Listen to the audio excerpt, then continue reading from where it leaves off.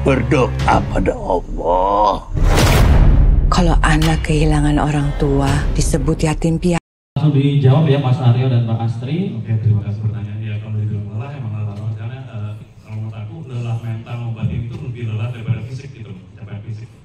Dan tapi kan emang sebelumnya seperti aku bilang tadi kita udah workshop, kita udah gali, kita udah bedah semua skrip. Jadi apa yang kita sepakati dengan sutradara, dengan acting coach, sama pemain segala macam itu yang akhirnya kita peragakan di film itu sendiri. Dan juga tidak lepas dari imajinasi kita sendiri. Aktor itu kan emang harus pandai berimajinasi ya. Ibaratnya bisa hidup di dalam skrip seperti Astri bilang tadi. Jadi itu yang kita combine semuanya, yang akhirnya kita benar-benar menjalankannya berdua itu ya benar-benar hasil yang itu yang emang kayak ibaratnya kayak kita merasakan, benar-benar merasakan gitu loh. Jadi itu yang kita dapatin yang waktu kita syuting kemarin. Makasih Mas pertanyaannya. Kalau saya memang saat reading kita reading nggak sekali ya, berkali-kali reading itu memang kita selalu jaga emosinya jangan berlebih dan jangan kurang, harus sesuai pada porsinya supaya apa ya dilihatnya tuh di film tuh lebih nggak perlu meraung-raung, tapi kita selalu bisa merasakan sedihnya saya, sedihnya bapak kehilangan 3 anak gitu. Ya itu sih semua proses reading ya. Jadi pada saat on set kita udah istilahnya udah jadi lah gitu. Kalau nggak reading berkali-kali sih nggak mungkin dapet ya emosi itu Mas. Gitu. Jadi memang reading itu menurut saya penting banget. Jangan cuma terima skrip langsung syuting ya akan dapat. Mesti proses reading berkali-kali supaya keasah banget nih. Makanya kan kita juga ketemu sekeluarga ini kan sering banget ya supaya chemistry keluarga itu kebentuk gitu. Kalau misalnya kita jarang ketemu pasti chemistry-nya nggak dapet. Gitu. Jadi kadang juga di luar set kita ketemu ya untuk ini aja menimbulkan, membangkitkan chemistry antara kita lah. Gitu. Disebut yatim piatu. Kalau orang tua kehilangan anak disebut apa? Aku kan sering dipanggil merugi anak orang. Masa anak sendiri seperti itu? Kalian semua ini keluarga saya sendiri yang saya kehilangan keluarga saya sendiri, dan kehilangan itu dengan cara yang tidak wajar gitu ya, bukannya meninggal wajar gitu. Jadi itu yang saya bayangkan, dan kalau itu terjadi di keluarga saya, knock on wood 3 kali, 1000 kali, nggak kebayang sih sedihnya kayak gitu. Jadi mungkin bisa dilihat ya sedihnya saya di film kayak gitu, karena saya benar ngebayangin keluarga saya sendiri yang pergi meninggalkan saya dengan cara yang tidak wajar. Di film ini juga saya belajar bahwa sebenarnya nggak ada sih anak nakal, adanya mungkin orang tua yang salah mendidik. Benar nggak sih? Kalau misalnya bisa jadi bapak yang terlalu keras menyebabkan anak-anak menjadi tubuh yang ya yang itu kelihatannya baik ternyata enggak gitu kan. Dan yang kita benar kan, yang kita anggap ini kayaknya nggak membanggakan orang tua, ternyata inilah yang anak soleha gitu kan. Jadi di skripnya itu saya membaca banget, saya rasa sih tidak ada anak yang nakal, hanya yang ada itu salah mendidik orang tua salah mendidik. Ya semoga hikmah dari film ini bisa kita petik, jangan sampai kita mengulangi kesalahan yang sama. Kita jalankan hidup sebaik-baiknya supaya menjadi orang baik dan jauh dari siksa neraka. Amin ya Allah. Seperti itu. Kalian semua baik-baik ya, saling jaga.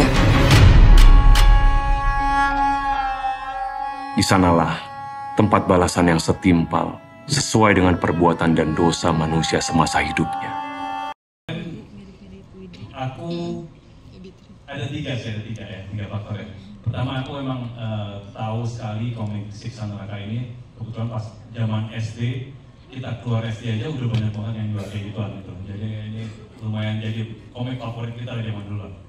Nah kedua, pas aku baca ceritanya silap ini segala macam, aku ngerasa ini akan menjadi salah satu film terberatku gitu untuk scene-nya ya, skripnya, cerita segala macam. Karena dan aku juga ngerasa aku pengen menerima ini karena selama ini aku belum lagi menerima cerita-cerita yang dalam seperti ini gitu. Karena ini ceritanya sangat, dramanya sangat sedih, sangat tragis, jadi benar-benar perlu apa ya, kayak menyiksa batin dan mental banget. Jadi aku akan ngerti cerita seperti itu. Jadi emang aku pengen cerita seperti itu, makanya aku ambil. Dan ketiga, aku belum pernah kerja sama sutradara, salah satu sutradara terbaik Indonesia, Anggi Umbara. Dan Pak Indra juga. Dan akhirnya sempat ketemu, cuman aku cuma bilang sama Pak Andreas, Pak, ini secara drama sih udah oke nih, Pak. Cuman CGI-nya gimana? Cuman Pak Diras menjanjikan bahwa kita benar-benar fokus untuk CGI-nya supaya ntar nanti penonton juga tidak kecewa lah untuk menonton film ini. Karena aku merasa emang dramanya udah kuat di film ini. Dan syukur banget, jadi kita juga banyak workshop, jadi udah latihan, ya kita latihan segala macam. Jadi emang banyak banget adegan nangisnya tuh nggak cuma sekali gitu loh, ya kan? Setelah kehilangan semua tuh udah ceritanya udah benar-benar kita kelelahan gitu, apalagi kita kan pas banget pas syuting itu banyak dilakukan di scene malam gitu, jadi istirahatnya kurang dan musimnya juga lagi banyak musim hujan segala macam. Dan saya berharap mudah-mudahan apa yang kita lakukan kemarin, perjuangan dan pengorbanan kita bisa menjadikan sebuah film yang bisa bermanfaat buat semuanya lah.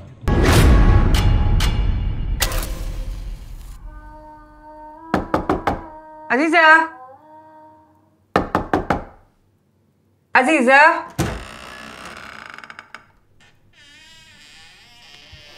Wabarakatuh. Selamat malam teman-teman semuanya. Waalaikumsalam. Jadi saya ikut nonton, jadi saya masih terbawa terharu. Saya ingat banget pertama kali Pak Deraj posting di Instagram ya, sama bapak namanya kayak Tarsis Sandraka. Saya lihat terus saya bilang, harus saya nih yang nulis.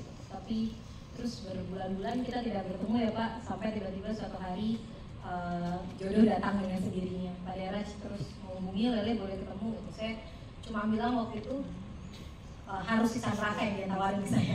Dan habis itu alhamdulillah tiba-tiba dia nawarin di Sandraka. Tapi waktu itu saya juga bilang sama Pak Deraj, jujur ini kan dari komik ya, waktu itu belum ada narasinya kira-kira mau bikin apa.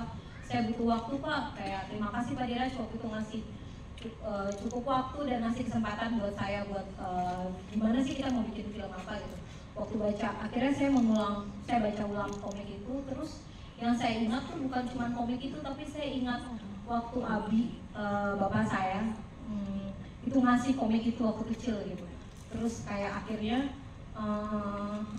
ini agak emosional ya, karena sebenarnya kayak saya hidup bersaudara 5, jadi kalau tadi 4. Sebenarnya saya hidup bersaudara 5, terus habis itu ini tuh untuk pertama kali kayak surat cinta buat bapak saya gitu. Terima kasih Abi karena pernah ngajarin neraka sama kita gitu, kayak takut sama neraka.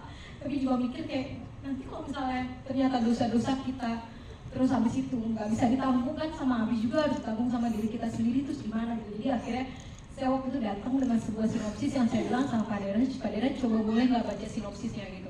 Ini cerita ini mungkin semoga bisa menyentuh banyak orang, karena kita seringkali yang tadi yang bilang kita mungkin nggak punya waktu dan kita luput sekali kesalahan-kesalahan yang mungkin kita anggap kecil, kita bohongin orang atau habis itu kayak kita fitnah orang terus sampai orangnya kemudian sakit hati. Nah itu yang kemudian kita mau capture dan gimana rasanya orang tua yang habis itu harus kehilangan anak-anaknya kalau misalnya berkala begitu.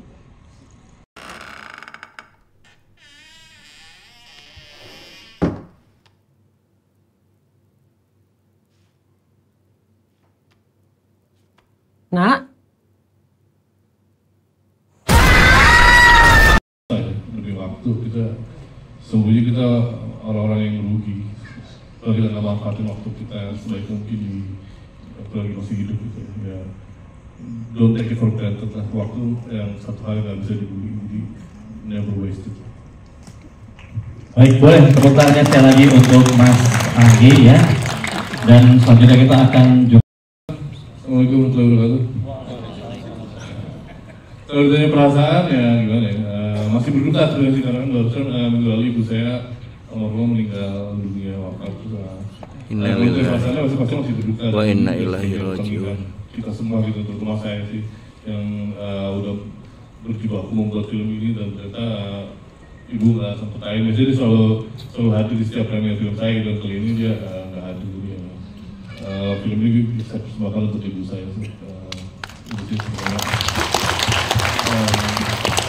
Sabar semoga banyak berkahnya dari film ini, mengingatkan kita ya terhadap siksaan yang menanti kita atas dosa-dosa yang kita perbuat gitu kan. Saya juga make-up itunya juga untuk supaya mengingatkan betapa pedihnya, sakitnya, siksaan nanti gitu kan, kita kalau misalnya ya Nazul Jalik jangan sampai kita merasakan siksaannya yang pastinya nggak akan tahan di semua orang.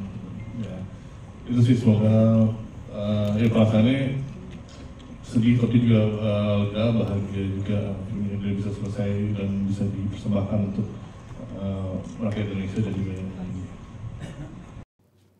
Nak,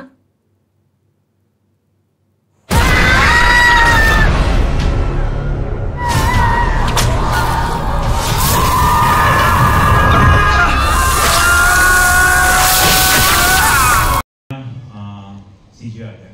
Kelihatan ya Pak ya. Itu pasti CGI, dan CGI-nya kan kita bukan bicara 5 menit, ini setengah film ke belakang semua CGI kita ya kan. Kita optimalkan di CGI-nya untuk film ini. Dan tadi kalau nggak salah tadi tujuan utama tadi tuh Bapak, kita waktu tadi kita tanya ke teman-teman yang habis nonton, tuh apa gimana perasaannya, katanya tobat gitu kan, itu kayak kata paling banyak dikeluarin sama teman-teman di sini itu ya. Dan saya lihat tadi banyak yang nangis juga karena emosional, karena sedih kan. Ya. Iya, dan Pak Diraj, ini seperti film di company yang lainnya Pak, apakah film Siksa Neraka ini akan juga tayang ya di negara-negara tetangga seperti Malaysia, Singapura atau Brunei Darussalam Pak? Iya, akan tayang tapi nggak serentak. Tidak serentak ya. Bisa dulu tanggal 14 Desember di Indonesia. Ya, mulai 14 Desember kita akan saksikan bersama-sama ya film Siksa Neraka tayang di seluruh bioskop yang ada di Indonesia. Boleh tepuk tangannya untuk Pak Cengis sekali lagi ya.